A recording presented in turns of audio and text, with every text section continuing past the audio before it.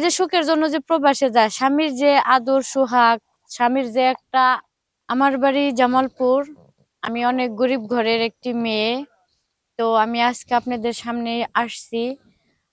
আমি বিয়ে করতে চাই, কিন্তু বাবা মা যৌতুকের কারণে বিয়ে দিতে পারছে না। কারণ আমার বাবা মা অনেকই গরিব। যৌতুক দিয়ে ধুমধাম করে যে বিয়ে দেওয়াটা, এটা আমার বাবা মা পারতেছে না। তাই আজকে আপনাদের সামনে আমি আসছি অনলাইনে। যেহেতু অনলাইনে অনেকেরই ভিডিও হয়, এইভাবে বিয়ে হয়, ছেলে পছন্দ করে, তো আমিও আসছি। যদি কারো ভালো লাগে আমাকে, তাহলে অবশ্যই আমার ভিডিওটা না টেনে সম্পূর্ণ ভিডিওটা দেখবেন। দেখার পরে শেয়ার অপশনে 3 বার ক্লিক করবেন। ক্লিক করার পর ওখানে আমার হোয়াটসঅ্যাপ নাম্বার, ইমো নাম্বার দেওয়া আছে। কিন্তু হ্যাঁ, আমার বাবা মা অনেক গরিব, যৌতুক দিতে পারবে না, এটা আমি আগেই বলে দিলাম। তো যারা মজা করতে চান, মাস্তি করতে চান, তারা কিন্তু ভুলেও আমার নাম্বারটা নেবেন না। কারণ মজা মাস্তি করার মতো সময় আমার নাই। তো আমি যদি মজা করি, যার সাথে করব তাকে সারা জীবনের জন্য আমার জীবন সঙ্গী বানাবো। আমি মজা তারই সাথে করব। নাম কি আপনার? আমার নাম সুমি। সুমি। জি। বয়স কত? বয়স 22। 22 বছর।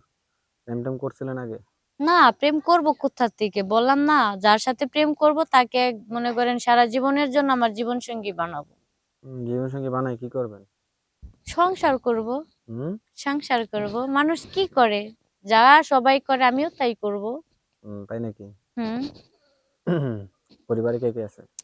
পরিবারে মা আছে, বাবা আছে, আর আমার আরেকটা ছোট বোন আছে। তাই নাকি? হ্যাঁ। আচ্ছা, এখন কিরকম ছেলে চাই?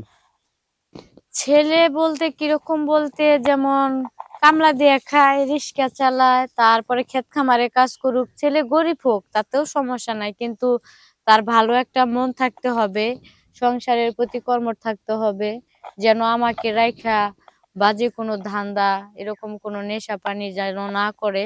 তো এরকম ছেলে পাইলে আমি বিয়ে করব। হাসতেছেন কেন? হাসতেছি আপনার কথা শুনে, যে কি করে বিয়ে করে, মানুষ কি করে। না, কত কিছুই তো করে। হ্যাঁ করে, সেটা তো আলাদা বিষয়। আর সংসার জীবনটা হচ্ছে অন্যরকম। সংসার করতে গেলে দেখা যায় অনেক কিছুই হয়, অনেক কিছুই করে। তাই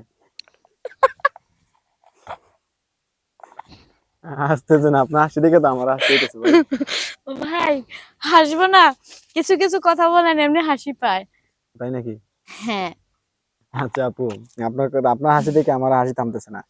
এখন কথা হইলো, মানে দেশি ছেলে পছন্দ না প্রবাসী ছেলে পছন্দ? প্রবাসী ছেলে বলতে মনে করেন যারা বিয়ে করে, বিয়ে করার পরে 3-4 মাস পরে প্রবাসে চলে যায়, দেখেন এরকম আমরা মেয়েরা কিন্তু সারা জীবন চাই স্বামীর পাশে থাকার জন্য।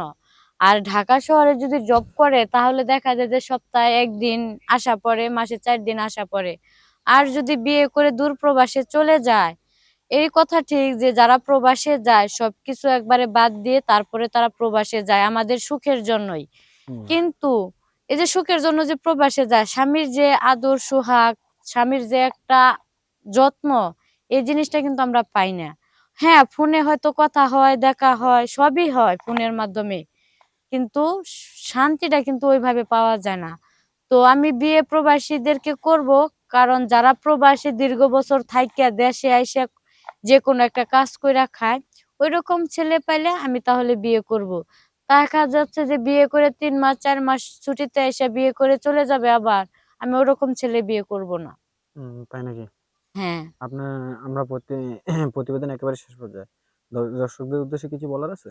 দর্শকদের উদ্দেশ্যে একটা কথা বলবো, আমি গরিব ঘরের মেয়ে, আমার বাবা যৌতুক দিতে পারবে না। যদি এরকম কোনো ব্যক্তিমান থেকে থাকেন, তবে আমার ভিডিওটা সম্পূর্ণ না টেনে 3 বার শেয়ার অপশনে যে 3 বার ক্লিক করবেন। ক্লিক করার পরে ওখানে আমার হোয়াটসঅ্যাপ নাম্বার, ইমো নাম্বার দেওয়া আছে।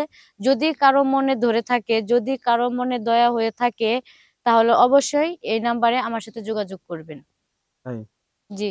নাম্বারটা কি আপনার, মানে এই হোয়াটসঅ্যাপ নাম্বারটা হ্যাঁ। লাস্ট সংখ্যা দুটা বলতে পারবেন?